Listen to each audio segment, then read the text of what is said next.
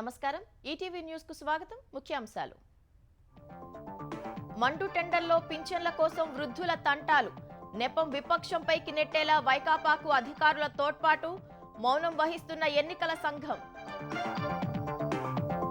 పింఛన్ల పంపిణీపై ముఖ్యమంత్రి జగన్ దుష్ప్రచారం చంద్రబాబే కారణమని ఆరోపణ వాలంటీర్ల వ్యవస్థనే రద్దు చేశారని చిత్తూరు సభలో కట్టుకథలు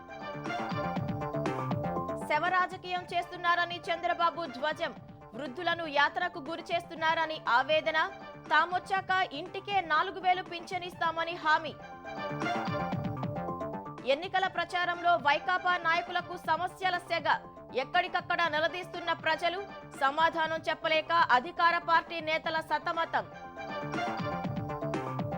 తుక్కుగూడ సభ విజయవంతంపై కాంగ్రెసు దృష్టి 10 లక్షల మందిని సమీకరించేందుకు కసరత్తు స్వయంగా పర్యవేక్షిస్తున్న ముఖ్యమంత్రి రేవంత్ రెడ్డి ట్యాపింగ్ కేసులో బయటకొస్తున్న బాధితులు రాధాకిషన్ రావు తన ప్లాట్ లాక్కున్నారని వ్యక్తి ఫిర్యాదు న్యాయం చేయాలని పోలీసులకు వినతి కశ్మీర్లో పీడీపీ నేషనల్ కాన్ఫరెన్స్ మధ్య కుదరని సయోధ్య పరస్పరం పోటీకి సిద్ధమైన పార్టీలు మహారాష్ట్రలోనూ కొలిక్కిరాని విపక్ష కూటమి చర్చలు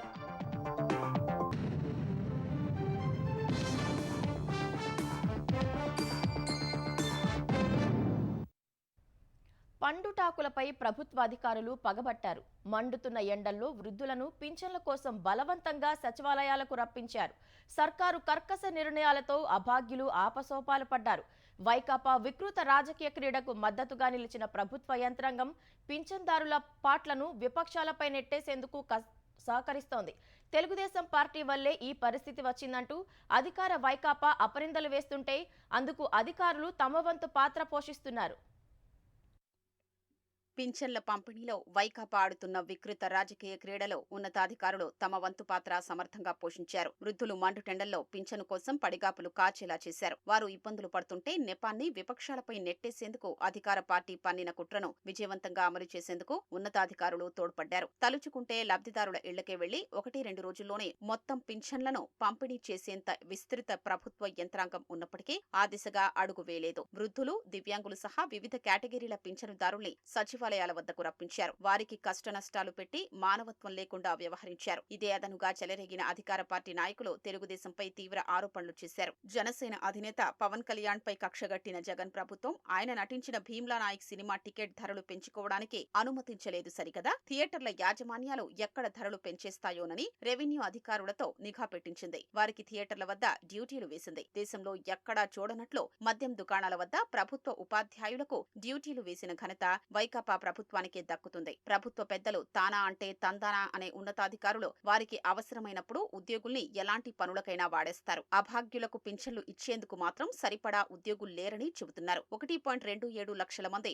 వార్డు గ్రామ సచివాలయాల ఉద్యోగులు అందుబాటులో ఉన్నప్పటికీ వేసవి ఎన్నికల దృష్ట్యా వారిపై అంత పని ఒత్తిడేవీ లేనప్పటికీ వారితో ఇంటింటికి పింఛన్లు పంపిణీ చేయించేందుకు అధికారులు ముందుకు రాలేదు ఆంధ్రప్రదేశ్లో 65.92 లక్షల మంది పింఛనుదారులుంటే వారిలో 34.18 లక్షల మంది వృద్ధులే అన్ని లక్షల మంది ఎండల్లో మాడిపోయే పరిస్థితి కల్పించిన ఉన్నతాధికారులకు మనస్సాక్షుందా మానవత్వం అనే పదానికి వారికి అర్థం తెలుసా అని ప్రజలు ప్రశ్నిస్తున్నారు బుధవారం పింఛన్ల పంపిణీ తొలి రోజు వృద్ధులు అనేక ఇబ్బందులు పడ్డా దిద్దుబాటు చర్యల్లేవు గురువారం 130 మండలాల్లో వడగాల్పులు శుక్రవారం 5 మండలాల్లో తీవ్ర వడగాల్పులు 250 మండలాల్లో వడగాల్పులు వీచే అవకాశాలు ఉన్నాయని ఆంధ్రప్రదేశ్ విపత్తు నిర్వహణ సంస్థ హెచ్చరించింది ప్రభుత్వ సంస్థ హెచ్చరికల్నే బేఖాతరు చేస్తూ పంపిణీని కొనసాగించేందుకు అధికారులు మొండిపట్టుతోనే వ్యవహరిస్తున్నారు ఈ మొత్తం వ్యవహారంలో ప్రభుత్వ పెద్దల అడుగులకు మడుగులొత్తే ధనుంజయ రెడ్డి మురళీధర్ రెడ్డి శశిభూషణ్ కుమార్ వంటి అధికారులతో పాటు సీఎస్ జవహర్ రెడ్డి అత్యంత బాధ్యత రాహిత్యంగా వ్యవహరించారనే విమర్శలు మూటగట్టుకున్నారు ఎన్నికల వేళ ఉన్నతాధికారులు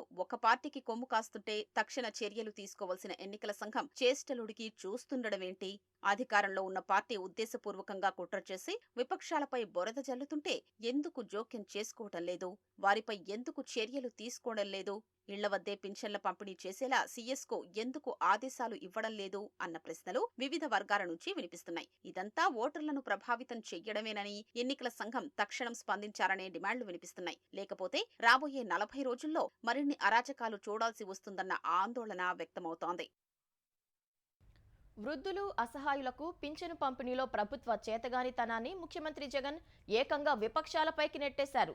అభాగ్యులకు, దివ్యాంగులకు ఇంటి వద్ద పంపిణీ చేయాల్సిన బాధ్యతను విస్మరించి ఈసీ తీసుకున్న నిర్ణయాన్ని సైతం ప్రతిపక్షాలకు అంటగట్టే ప్రయత్నం చేశారు. ఈసీపై విపక్షాలు ఒత్తిడి తెచ్చి వాలంటీర్ల వ్యవస్థను దూరం చేశాయని దుష్ప్రచారం చేశారు. శవ రాజకీయాలకు అలవాటు పడ్డ జగన్ మరోసారి అలాంటి ప్రచారానికే ఒడిగట్టారు. ఈసారి పింఛన్ల పంపిణీని ఆయుధంగా వాడుతున్నారు. తనకు మద్దతుగా నిలిచిన అధికారులతో కలిసి పింఛనుదారుల్ని ఇబ్బంది పెట్టి ఆ నెపాన్ని ప్రతిపక్షాలపై నెట్టారనే కుట్రకు తెరదీశారు. ఇందులో భాగంగానే చిత్తూరు జిల్లా పోతలపట్టులో నిర్వహించిన మేమంతా సిద్ధం సభలో ప్రతిపక్షాలు, ముఖ్యంగా తెలుగుదేశం పార్టీపై తీవ్ర ఆరోపణలు చేశారు. పింఛనుదారుల పాట్లకు ప్రభుత్వం, అధికారుల నిర్లక్ష్యం కారణం కాగా అదంతా తెలుగుదేశం అధినేత చంద్రబాబు కుట్రని ఆరోపించారు. 1వ తారీఖున అవ్వ తాతల చేతుల్లో పెన్షన్ పెట్టి ఆ వాలంటీర్లను కూడా ఇదే పెద్ద మనిషి చంద్రబాబు నాయుడు గారు పథకం ప్రకారం ఎలక్షన్ కమిషన్ కు నిమ్మగడ్డ రమేష్ అని చెప్పి తన మనిషి చేత లేఖలు రాయించి ప్రెజర్ పెట్టించి ఏకంగా వాలంటీర్ అనే వాడే లేకుండా, వ్యవస్థ అనేది లేకుండా ఏకంగా రద్దు చేసిన పరిస్థితులు కనిపిస్తా ఉంటే నడవలేని వయసులో ఉన్న అవ్వాతాతలు పెన్షన్ అందుకునేందుకు ఈ రోజు పడతా ఉన్న అగసాట్లు చూస్తా ఉన్నప్పుడు ఈ పెద్ద మనిషి చంద్రబాబు నాయుడు గారు మనిషా, ఒక సేడిస్తా అని అడుగుతా ఉన్నాను ఈ సందర్భంగా. వాలంటీరు వ్యవస్థను రద్దు చేశారని చెప్పిన సీఎం అలాంటి ఉత్తర్వులుంటే చూపించగలరా?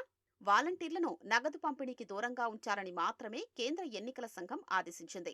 దాన్ని వక్రీకరిస్తూ ఏకంగా వాలంటీరు వ్యవస్థనే రద్దు చేశారని రాజ్యాంగబద్ధ సంస్థపైనే నెపం వేశారు. వాలంటీర్ల ద్వారా వైకాపాకు ప్రచారం చేయిస్తున్నారని, వారిని విధులకు దూరంగా ఉంచారని నిమ్మగడ్డ రమేష్ ఫిర్యాదు చేశారు. వాలంటీర్లంతా వైకాపా కార్యకర్తలేనని చెప్పింది మీరు, మీ మంత్రులే కదా. వారితో ఎన్నికల ప్రచారం చేయిస్తున్న మాట నిజం కదా? దానిపైనే రమేష్ ఫిర్యాదు చేశారు. అందుకే వాలంటీర్లతో నగదు పంపిణీ చేయించొద్దని కేంద్ర ఎన్నికల సంఘం ఉత్తర్వులు ఇచ్చింది. దాన్ని ప్రతిపక్షంపైకి నెట్టేసే కుట్రకు తెరతీసి అవ్వా తాతలకు పింఛనివ్వకుండా చంద్రబాబు అడ్డుపడుతున్నారని దుష్ప్రచారం చేయడమేంటి? ప్రతి నెల 1వ తేదీనే పింఛనిస్తున్నామని చెప్పిన జగన్ ఈసారి అందుకు సరిపడా డబ్బును ఖజానాలో ఎందుకు ఉంచలేదో చెప్పాలి. తెలుగుదేశం, భాజపా, జనసేన పొత్తులపైన జగన్ విమర్శలు చేశారు. అందరూ కలిసి తనపై యుద్ధానికొస్తున్నారంటూ మొసలి కన్నీరు కార్చారు. పోతలపట్టు కరవు ప్రాంతమని నియోజకవర్గ ఎమ్మెల్యే అభ్యర్థి సునీల్ కుమార్ ప్రస్తావించగా నివారణకు ఎటువంటి చర్యలు తీసుకుంటారనే అంశాన్ని జగన్ కనీసం ప్రస్తావించలేదు. వైకాపా ఎంపీ, ఎమ్మెల్యే అభ్యర్థుల్ని పరిచయం చేసి ఆశీర్వదించారని కోరారు. పింఛన్ల విషయంలో జగన్ ప్రభుత్వం ఓట్ల కోసం నీచమైన స్థాయికి దిగజారిపోయిందని తెలుగుదేశం అధినేత చంద్రబాబు ధ్వజమెత్తారు. వృద్ధులతో సీఎం జగన్ శవరాజకీయాలు చేస్తూ దుర్మార్గమైన కార్యక్రమాన్ని చేపడుతున్నారని అంబేద్కర్ కోనసీమ జిల్లా ద్రాక్షారామంలో నిర్వహించిన ప్రజాగళం సభలో ఆగ్రహం వ్యక్తం చేశారు. అధికార పార్టీ ఆడుతున్న డ్రామాలకు అధికార యంత్రాంగం సహకరిస్తుందని మండిపడ్డారు. ఒక్క నెల ఇంటికి వెళ్లి పింఛన్లు ఇవ్వలేనంత అసమర్థులని సీఎస్ను చంద్రబాబు నిలదీశారు. ఉదయం రమ్మంటారు సచివాలయానికి, డబ్బులు ఇవ్వరు, ఎండ్లో నిలబెడతారు, కనీసం వాళ్ళకి మంచినీళ్ళు ఇవ్వరు, ఒక షామినా ఇవ్వరు. ఒకరో ఇద్దరు చనిపోతే శవరాజకీయాలు చేస్తావా? ఇవి ప్రభుత్వ హత్యలే. మీరే హత్యలు చేశారు పేదవాణ్ణి, వృద్ధుల్ని. ఆ పాపం ఊరికే పోదు జగన్మోహన్ రెడ్డి.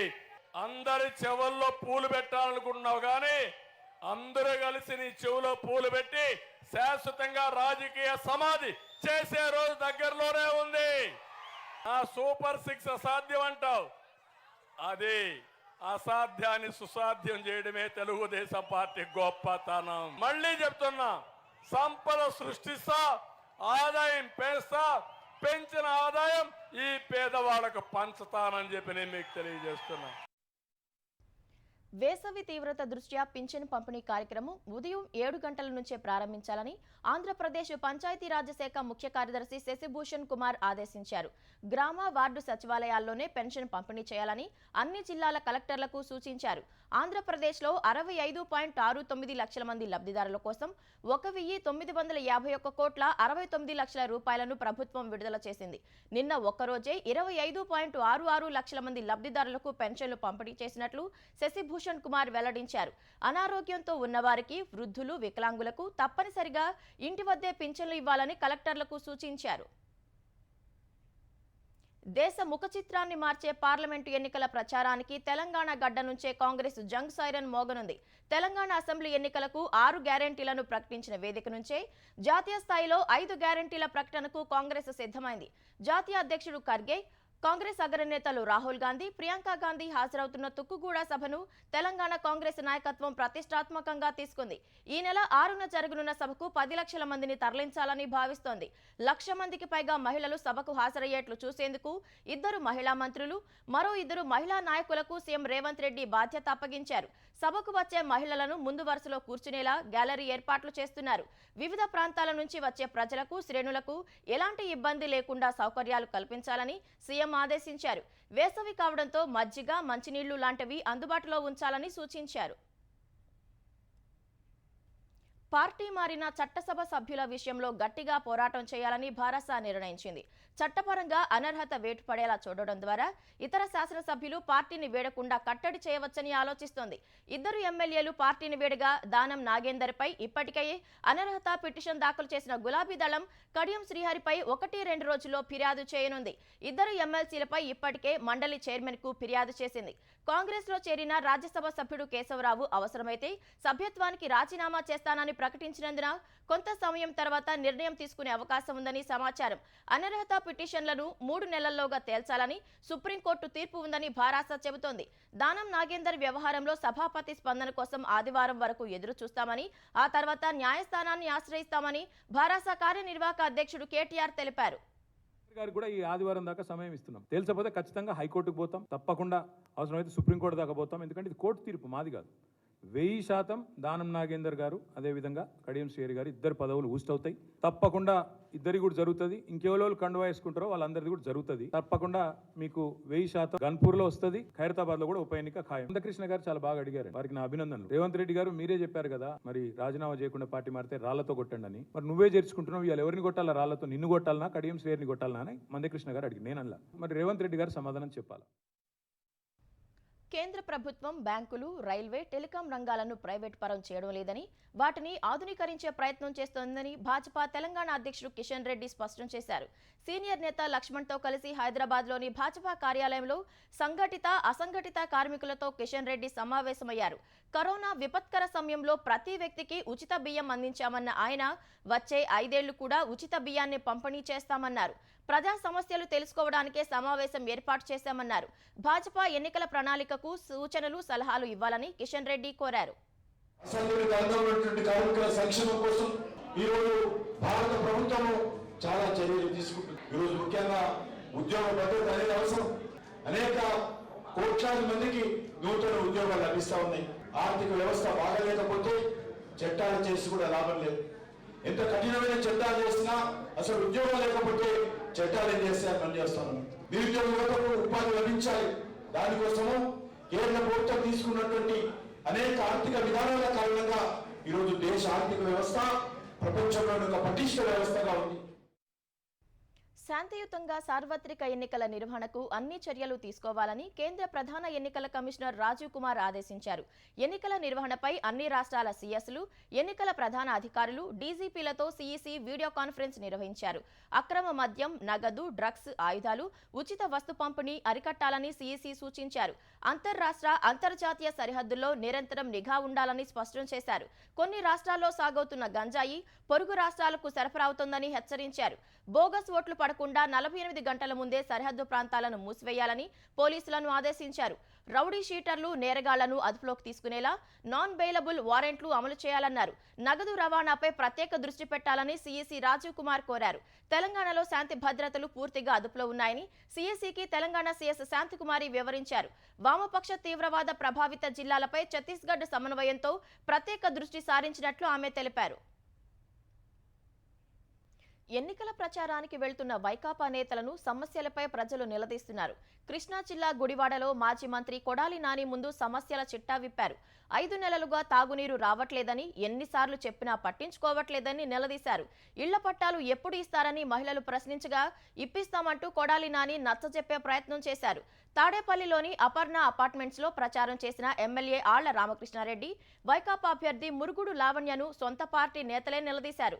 రాజధానిని విశాఖకు మార్చడం వల్ల అభివృద్ధి లేదు, భూముల రేట్లు పడిపోయాయని, ఇవన్నీ లావణ్య గెలుపుపై ప్రభావం చూపుతాయని హెచ్చరించారు. నెల్లూరు జిల్లా సంగం మండలం దువ్వూరు, ఆత్మకూరు మండలం వాసిలిలో ఎమ్మెల్యే విక్రమ్ రెడ్డిని సమస్యలపై మహిళలు నిలదీశారు. సాగు తాగునీరు లేక అల్లాడుతుంటే పట్టించుకోకుండా ఓట్ల కోసం వచ్చారా అంటూ మర్రిపాడు మండలం చినమాచునూరులో సమస్యల చిట్టా విప్పారు. గ్రామంలో తాగునీటి సమస్య అధికంగా ఉందని, నంద్యాల జిల్లా ప్యాపిలి మండలం జలదుర్గంలో ఆర్థిక మంత్రి బుగ్గన తనయుడు అర్జున్ రెడ్డిని మహిళలు నిలదీశారు. విశాఖ మత్స్యకార బోటు గల్లంతుపై సకాలంలో స్పందించలేదని, విశాఖ దక్షిణ వైకాపా ఎమ్మెల్యే అభ్యర్థి వాసుపల్లి గణేష్ కుమార్ పై మత్స్యకారులు ఆగ్రహం వ్యక్తం చేశారు. విజయనగరం జిల్లా బొబ్బిలిలో వైకాపా అభ్యర్థి శంబంగి చిన అప్పల నాయుడిని రోడ్డు దుస్థితిపై ఓ మహిళ నిలదీశారు. ఆంధ్రప్రదేశ్లో నిబంధనలు ఉల్లంఘించి ఎన్నికల ప్రచారం నిర్వహించిన పలువురు ఆర్టీసీ సిబ్బందిని ఉన్నతాధికారులు సస్పెండ్ చేశారు. మార్చి 31న ఆంధ్రప్రదేశ్ సచివాలయ ఉద్యోగుల సంఘం అధ్యక్షుడు Venkatramireddy, YSR RTC employees union రాష్ట్ర అధ్యక్షుడు చల్లా చంద్రయ్య, ఉపాధ్యక్షుడు బాబా ఫక్రుద్దీన్తో పాటు పలువురు నాయకులు వైఎస్ఆర్ జిల్లాలోని పలు డిపోల్లో ఎన్నికల ప్రచారం చేశారు. కడప, మైదుకూరు, ప్రొద్దుటూరు, బద్వేల్ డిపోలకు వెళ్లి ప్రభుత్వ రుణం తీర్చుకోవాలని, వైకాపాకు ఓట్లు వేయాలని ప్రచారం చేశారు. ఈ మేరకు వారిపై పోలీసులు కేసులు నమోదు చేశారు. ఈ నేపథ్యంలో వైఎస్ఆర్ ఆర్టీసీ ఎంప్లాయీస్ యూనియన్ రాష్ట్ర అధ్యక్షులు చల్లా చంద్రయ్య, ఉపాధ్యక్షుడు బాబా ఫక్రుద్దీన్, ప్రొద్దుటూరు డిపో వైఎస్ఆర్ యూనియన్ అధ్యక్షులు రామచంద్రుడు, బద్వేలు వైఎస్ఆర్ డిపో కార్యదర్శి సుందరయ్య, మైదుకూరు వైఎస్ఆర్ డిపో కార్యదర్శి ఆర్ఎస్ రెడ్డిలను ఆయా డిపో అధికారులు సస్పెండ్ చేశారు. ఆంధ్రప్రదేశ్లో వాలంటీర్ల రాజీనామాల పర్వం కొనసాగుతోంది. ఎన్నికల ప్రచారంలో పాల్గొనరాదని ఎన్నికల సంఘం ఆంక్షలు విధించడంతో వాలంటీర్లు రాజీనామాలు చేస్తున్నారు. కొన్ని చోట్ల అధికార పార్టీ నేతలే బలవంతంగా రాజీనామాలు చేయించి ప్రచారంలో భాగస్వాములను చేస్తున్నారు. వైఎస్ఆర్ జిల్లా ముద్దనూరులో 28 మంది వాలంటీర్లు రాజీనామా చేశారు. ఎంపీడీఓ చంద్రమౌళికి రాజీనామాలు అందజేశారు. గుంటూరు జిల్లా మంగళగిరి, తాడేపల్లి మండలాల్లో 30 మంది వాలంటీర్లు రాజీనామా చేశారు. అధికార పార్టీకి ప్రచారం చేయడం కోసమే రాజీనామాలు చేస్తున్నారని విపక్షాలు ఆరోపిస్తున్నాయి. మన్యం జిల్లా భామిని మండలం బత్తిలిలో 30 మంది రాజీనామా చేశారు. ఎన్నికల ప్రచారంలో పాల్గొన్న వైకాపా ఎమ్మెల్యే విశ్వాసరాయి కళావతికి వారు రాజీనామా పత్రాలు అందజేశారు. సచివాలయంలో అందించాల్సిన రాజీనామా పత్రాలు ఎమ్మెల్యేకు ఇవ్వటం అనుమానాలు రేకెత్తించింది. ఫోన్ ట్యాపింగ్ కేసులో అరెస్టైన మాజీ special task force DCP Radhakishan Rao బాధితులు ఒక్కొక్కరుగా బయటకు వస్తున్నారు. 5 ఏళ్ల క్రితం తనను బెదిరించి ఫ్లాట్ను కాజేశారని రాధాకిషన్ రావుపై ఓ బాధితుడు కూకట్పల్లి పోలీసులకు ఫిర్యాదు చేశాడు. కూకట్పల్లికి చెందిన సుదర్శన్ కుమార్ 2017లో సనత్ నగర్లోని ఓ భవనంలో 2 బిల్డర్లతో కలిసి పెట్టుబడి పెట్టారు. ఒప్పందం మేరకు ఆ భవనంలోని ఓ ఫ్లాట్లో కుటుంబంతో సహా నివాసం ఉన్నారు. అదే సమయంలో రాధాకిషన్ రావు పిలిచి ఫ్లాట్ రిజిస్ట్రేషన్ రద్దు చేసుకోవాలని, లేకపోతే అక్రమ కేసులు పెడతానని బెదిరించినట్లు సుదర్శన్ వెల్లడించారు. ఆయన ఒత్తిడి భరించలేక ఆ ఫ్లాట్ రిజిస్ట్రేషన్ రద్దు చేసుకున్నామన్న సుదర్శన్ న్యాయం చేయాలని పోలీసులను కోరారు. సంవత్సరాల కిందట సనత్నగర్ జక్కానీలో ఒక అపార్ట్మెంట్ డెవలప్మెంట్ తీసుకుని అందులో నా భాగస్వామ్యం కింద ఒక ఫ్లాట్ వచ్చింది. ఆ ఫ్లాట్లో నేను నివాసం ఉంటున్నా. సడన్గా ఒకరోజు టాస్క్ ఫోర్స్ పోలీసులు వచ్చి రాధాకిషన్ రావు దగ్గర తీసుకెళ్తే ఆయన ఆ ఫ్లాట్ ఖాళీ చేసి అది వేరే వాళ్ళ పేరు మీద చెప్తాను, నేను చెప్పిన వాళ్ళ పేరు మీద చేసి వెళ్ళిపో అది అని చెప్పి బెదిరించాడండి. తర్వాత అన్ని మీద అక్రమ కేసులు పెడతాను అది అని చెప్పాడు. సరే నేను బతిలు నడుకున్నా కానీ నేను వదిలేసినా ఆ బిల్డరు వాళ్ళు వదలరా, నిన్ను కిరాయి మనుషులు పెట్టి చంపేస్తారు అని నా భార్య కూడా పిలిచి చెప్పాడు. ఉప్పల్, మేడిపల్లి పోలీస్ స్టేషన్లలో ఇటీవల నమోదైన కేసుల్లో భాజపా నేత బండి సంజయ్కు తెలంగాణ హైకోర్టులో ఊరట లభించింది. ఈ నెల 11 వరకు బండి సంజయ్ను అరెస్టు చేయవద్దని హైకోర్టు మధ్యంతర ఉత్తర్వులు జారీ చేసింది. విచారణ జరపాల్సి వస్తే సిఆర్పిసి 41A నోటీసు ఇవ్వాలని ఉన్నత న్యాయస్థానం స్పష్టం చేసింది. గత నెల 27న తనపై ఉప్పల్, మేడిపల్లి పిఎస్లలో నమోదైన కేసులు కొట్టివేయాలని కోరుతూ బండి సంజయ్ వేసిన క్వాష్ పిటిషన్పై హైకోర్టు విచారణ జరిపింది. చెంగిచెర్లలో జరిగిన గొడవలో గాయపడిన వారిని పరామర్శించేందుకు వెళ్తుంటే పోలీసులు అక్రమ కేసులు బనాయించారని బండి సంజయ్ న్యాయవాది వాదించారు. పూర్తి వివరాలతో కౌంటర్ దాఖలు చేయాలని పోలీసులను ఆదేశించిన హైకోర్టు విచారణను ఈ నెల 11కు వాయిదా వేసింది. హైదరాబాద్ మహానగరంలో వేసవిలో తాగునీటికి ఎలాంటి ఢోకా లేదని తెలంగాణ ప్రభుత్వం స్పష్టం చేసింది. నగరానికి నీటిని సరఫరా చేసే జలాశయాల్లో తగినంత నీటి నిల్వలు ఉన్నాయని వెల్లడించింది. జలమండలి ద్వారా నివేదిక తెప్పించుకున్న ప్రభుత్వం హైదరాబాద్లో నీటి సరఫరా తీరు, జలాశయాల్లో నీటి మట్టాల వివరాలను వెల్లడించింది. హైదరాబాద్కు ఉస్మాన్ సాగర్, హిమాయత్ సాగర్, మంజీరా, కృష్ణా ఫేజ్ 1, 2, 3, గోదావరి ఫేజ్ 1 ద్వారా తాగునీరు సరఫరా జరుగుతోంది. వాటి నుంచి 2559 MLDల నీరు సేకరిస్తున్న జలమండలి జిహెచ్ఎంసీ పరిధిలో 1082.62 MLDలు, జిహెచ్ఎంసీ అవతలి ప్రాంతాలకు 1049.58 MLDలు, ఓఆర్ఆర్ వరకు ఉన్న మున్సిపాలిటీలు, కార్పొరేషన్లు, కాలనీలకు 277.21 MLD, మిషన్ భగీరథకు 149.47 MLDల నీటిని సరఫరా చేస్తుంది. ఉస్మాన్ సాగర్, హిమాయత్ సాగర్ జలాశయాల్లో సమృద్ధిగా నీటి లభ్యత ఉందని ప్రభుత్వం పేర్కొంది. హైదరాబాద్ ప్రజలకు గతంతో పోల్చితే అదనంగా మరో 139.53 MLDల నీటిని ప్రజలకు సరఫరా చేస్తున్నట్లు వెల్లడించింది. నాగార్జున సాగర్లో 4.81 TMCల నీటిని వాడుకునే అవకాశం ఉంది. ఎల్లంపల్లి రిజర్వాయర్లో 4.40 TMCల నీటిని నగరానికి సరఫరా చేసుకోవచ్చని జలమండలి తెలిపింది. నాగార్జున సాగర్లో ఈ నెల 15 నుంచి, ఎల్లంపల్లిలో మే 1 నుంచి అత్యవసర పంపింగ్కు ఏర్పాట్లు చేస్తున్నట్లు తెలిపింది. భూగర్భ జల మట్టాలు పడిపోవడం వల్లే హైదరాబాద్లో ట్యాంకర్లకు డిమాండ్ పెరిగిందని జలమండలి సర్వేలో తేలిందని తెలంగాణ ప్రభుత్వం పేర్కొంది. పార్వతీపురం మన్యం జిల్లా కొమరాడలో నేడు తీవ్ర వడగాల్పులు వీచే అవకాశం ఉందని ఆంధ్రప్రదేశ్ విపత్తుల నిర్వహణ సంస్థ హెచ్చరించింది. మొత్తం 130 మండలాల్లో వడగాల్పులు వీస్తాయని తెలిపింది. శ్రీకాకుళం జిల్లాలోని 4 మండలాల్లో, విజయనగరం జిల్లాలోని 19 మండలాలు, పార్వతీపురం మన్యం జిల్లాలో 12, అల్లూరి సీతారామరాజు జిల్లాలోని 4 మండలాల్లో నేడు వడగాల్పులు వీస్తాయని పేర్కొంది.